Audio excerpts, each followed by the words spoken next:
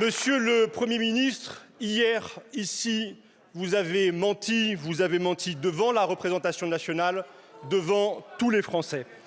Je vous ai interrogé sur votre conduite face à la révélation d'agressions sexuelles, de violences et de viols commis sur au moins 112 élèves de l'établissement privé béarnais Notre-Dame de Bétharram.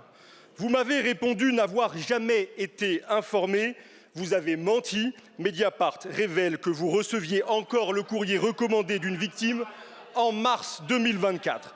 J'ai rappelé qu'alors ministre de l'Éducation, vous aviez manifesté votre soutien à l'établissement après une première plainte pour violence sur un élève. Vous m'avez répondu ne plus être ministre au moment de son dépôt. Vous avez menti. La plainte fut déposée en 1996. Vous quittiez le ministère l'année suivante. Monsieur le Premier ministre, vous avez menti aux députés pour dissimuler votre connaissance de violences sur des enfants que vos responsabilités passées vous imposaient de dénoncer. Le mensonge d'un ministre devant la représentation nationale, a fortiori du premier d'entre eux, est d'une immense gravité. Que votre mensonge porte sur une affaire pédocriminelle ajoute à l'inacceptable. Allez-vous, monsieur le Premier ministre, en assumer toutes les conséquences et présenter votre démission? Je vous remercie. La parole est à monsieur Gérald Darmanin, garde des Sceaux, ministre de la Justice.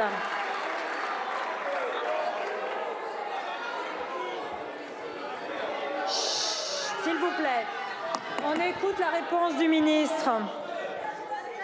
S'il vous plaît.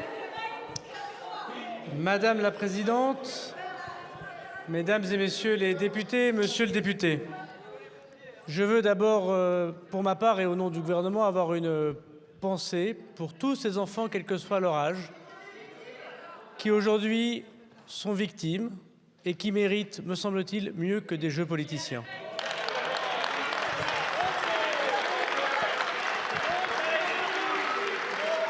Et que si la lutte contre la pédophilie et les violences faites à nos enfants qui sont insupportables pour la nation, nous la partageons tous, je regrette la honte qui consiste à utiliser ces faits pour régler vos comptes politiques.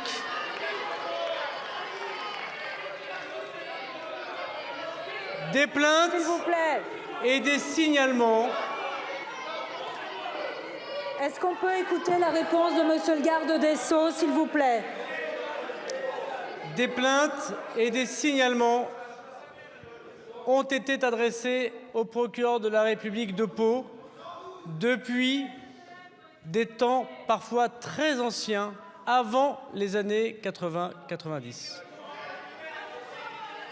Vous le savez mieux que personne que le gouvernement et encore moins le garde des Sceaux ne peut commenter des affaires individuelles. Mais je laisserai le soin, monsieur le député. S'agissant de la violence touchant les enfants, je pense que vous pourriez montrer un minimum de dignité, ça nous changerait. Mais je laisserai le procureur de la République de Pau, qui en vertu de l'article 11 du Code de procédure pénale est le seul à pouvoir communiquer s'il le souhaite sur ces affaires, de faire le point sur l'action publique et sur l'action de la justice.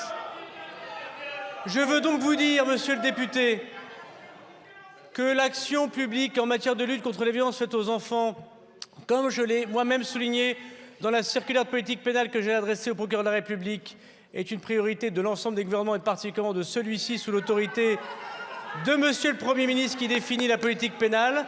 Merci. Et je vous encourage à rester digne devant la détresse et la violence des cas que vous évoquez.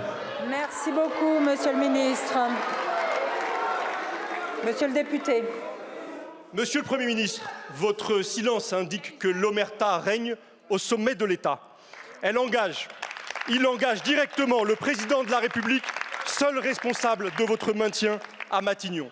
Il donne aux députés une immense responsabilité au moment de voter ou de ne pas voter votre censure.